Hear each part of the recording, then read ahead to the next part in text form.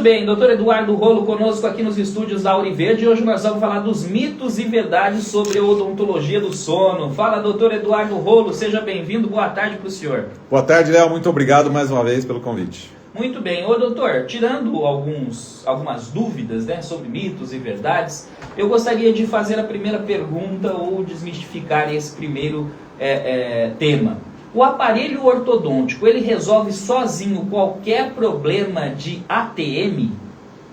Léo, não. O aparelho ortodôntico, ele tem Existem vários tipos, evidentemente, de aparelhos ortodônticos, vários tipos de tratamentos dentro da ortodontia, mas, de uma maneira geral, a ortodontia não é um tratamento, ou seja, os aparelhos ortodônticos não são tratamentos para disfunção temporomandibular, para problemas da articulação temporomandibular, para todas as patologias que envolvem a articulação da mandíbula. Em geral, não. Você pode até encontrar em determinados momentos alguns pacientes que possam ter algum benefício dentro de um tratamento ortodôntico, mas em geral isso não é uma verdade, apesar de muitos ortodontistas quererem dizer que sim, mas não é verdade. São coisas completamente independentes.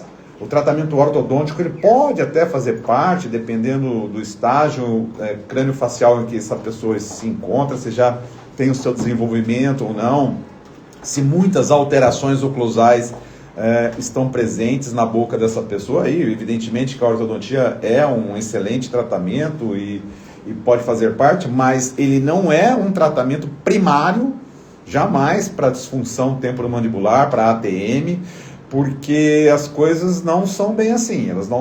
Fatores oclusais, que a ortodontia corrige, principalmente discrepantes, podem ajudar a melhorar, ter um melhor conforto, etc. Mas, em geral, se você tem uma disfunção de ATM e precisa usar o aparelho, você precisa primeiro tratar a disfunção da ATM, principalmente com envolvimento doloroso, para depois pensar numa ortodontia. Então, assim, tratamento ortodôntico, aparelho ortodôntico não é uma indicação de tratamento para disfunção de ATM.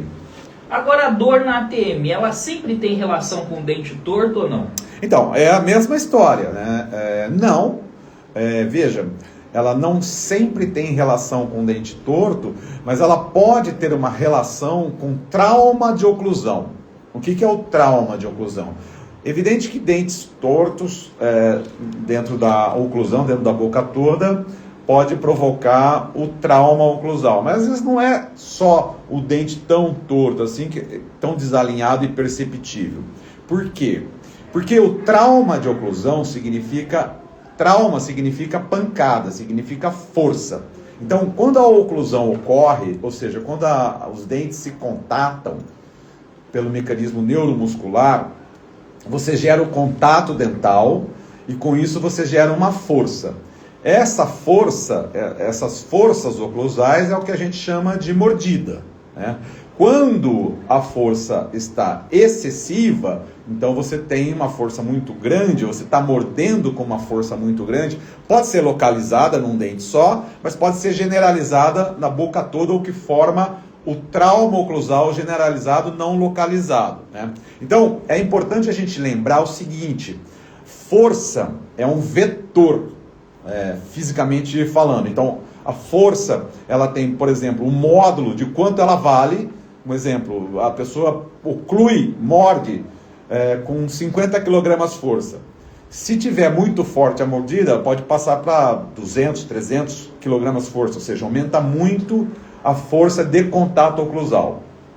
Além disso, a força, por ser um vetor, ela tem direção e sentido. Então, às vezes, os dentes estão se encaixando, mas a ponta do dente de baixo com a fossa do dente de cima não está num nível, numa direção que essa força tem uma direção axial ao longo do eixo dos dentes, fazendo com que as raízes dentais trabalhem dentro de um sistema de amortecimento, um coxim, que é o periodonto, e com isso faça a dissipação dessas forças para elas se neutralizarem nos grandes ossos da face.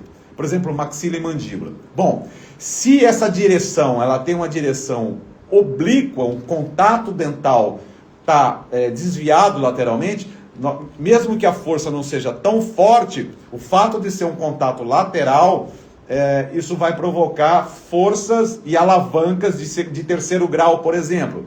E com isso, a dissipação dessas forças podem provocar problemas, como fratura dentais, recessão periodontal, dor, ativação neuromuscular muito mais forte, e aí vira o problema da ATM, vira a dor orofacial. Então, a força, ela tem, então, o quanto ela vale e a sua direção e sentido, e isso pode se configurar o trauma de oclusal, que é o que eu estava falando no começo. Então, a patologia chamada trauma de oclusal é uma patologia do periodonto, é dentro da periodontia que se trata o trauma de oclusão, né? E com isso, se você constata que existe o trauma de oclusão, então sim, o trauma de oclusão pode ser um fator desencadeante para dor orofacial, para disfunção de ATM.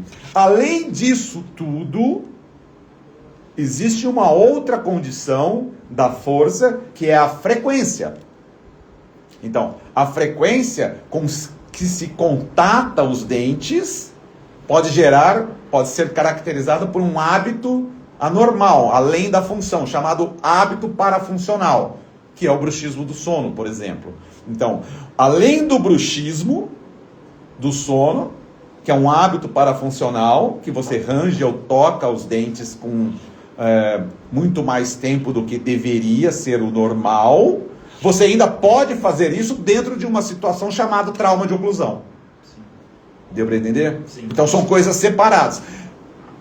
Feito esse diagnóstico de trauma oclusal e bruxismo do sono, você caminha para a indicação terapêutica de tratamento. Então, nesse sentido, pode-se lançar mão de um aparelho ortodôntico para puxar um dente e melhorar o posicionamento dental para favorecer as forças? Sim, é uma opção terapêutica, depende. A segunda, em cima disso, como que você fez um movimento de corpo dental, alinhou os dentes esteticamente? Isso a ortodontia faz muito bem. Fica muito bonito os dentes, favorece o sistema oclusal de dissipação das forças. Mas mesmo assim, o contato fino pode ser que tenha que ser regulado pelo periodontista por meio de um tratamento chamado ajuste oclusal seletivo, onde você vai fazer com que os contatos dentais tenham equilíbrio mesmo após o tratamento ortodôntico. Então, tudo isso é complexo explicar assim, sem mostrar a imagem, mas tudo isso tem que ser feito um diagnóstico para a condução do melhor tratamento para cada tipo de evento que o paciente possa ter. Então, essas coisas oclusais todas podem estar acontecendo no mesmo ambiente de disfunção temporomandibular, com presença de sinais e sintomas de trauma oclusal e ou de bruxismo do sono também. Agora, doutor, mito ou verdade? O bruxismo é resultado de estresse? Olha, o bruxismo, a classificação de bruxismo ela é extremamente ampla e complexa, né? Então você tem, por exemplo, o bruxismo do sono primário, que você tem uma causa, em geral, cerebral, e que muitas vezes você não tem, pode ter alguma doença cerebral, mas em geral você não tem uma detecção definitiva a respeito disso. E você pode ter, por exemplo, dentro do bruxismo primário, alteração de fator etiológico do tipo oclusal, né? Que é o que eu estava falando até agora, da questão da mordida. Agora, a partir daí, a gente pode classificar o bruxismo também como um bruxismo secundário, reacional a determinados fatores etiológicos que podem iniciar ou potencializar o bruxismo. Nesse sentido, existem causas psicogênicas, psiquiátricas, psicológicas, e o estresse faz parte desse contexto. Mas além disso, existem causas medicamentosas, determinados tipos de medicamentos aumentam a intensidade ou iniciam o bruxismo, carências nutricionais também, como por exemplo micronutrientes do tipo, já está bem descrito isso na literatura, vitamina D é um dos fatores importantes, magnésio entre outros. Então assim, o estresse ele é muito potencializador de uma atividade repetida, rítmica da musculatura. Então, o bruxismo é uma atividade neuromuscular com repetição da ativação da musculatura. E o estresse faz muito esse papel etiológico. Então, por exemplo, se você teria o estresse por alguns fatores outros, se você teria o bruxismo por alguns fatores outros, e além disso, você tem um nível de estresse, todo mundo tem, digamos, para ir trabalhar e tal, mas esse estresse aumenta muito porque aconteceu um evento agudo na sua vida. Uma briga, bateu um trauma, uma pancada, bateu o carro, ou uma outra condição que você não gostaria que acontecesse. Você potencializa muito o estresse, então aí ocorre toda uma alteração de liberação de substâncias neuroquímicas, de neurotransmissores, e aí então o estresse tem um papel fundamental em potencializar e aumentar muito mais aquele bruxismo que poderia ser leve, praticamente despercebido, e isso pode piorar muito.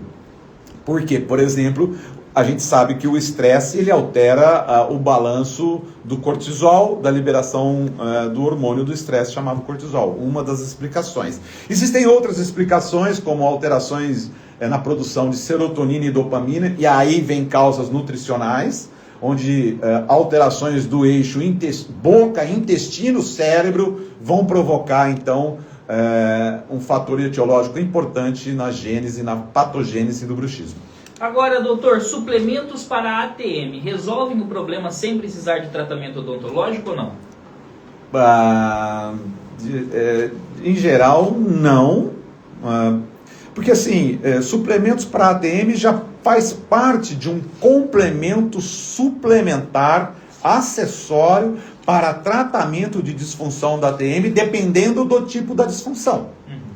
Então, por exemplo, já é um tratamento. Já é um tratamento, mas a disfunção da ATM junto com presença, por exemplo, de trauma oclusal, com presença de bruxismo, tem causa multifatorial. Então é preciso definir a causa, pois os tratamentos vão englobar todos esses aspectos multifatoriais. Então você tem, por exemplo, você pode ter uma abordagem oclusal de tratamento. Aí pode ser o bruxismo ser tratado ou não, com placas oclusais, com o ajuste oclusal para regular o trauma oclusal e até, por que não, com alguma movimentação, algum tratamento ortodôntico. Então essa é uma abordagem oclusal.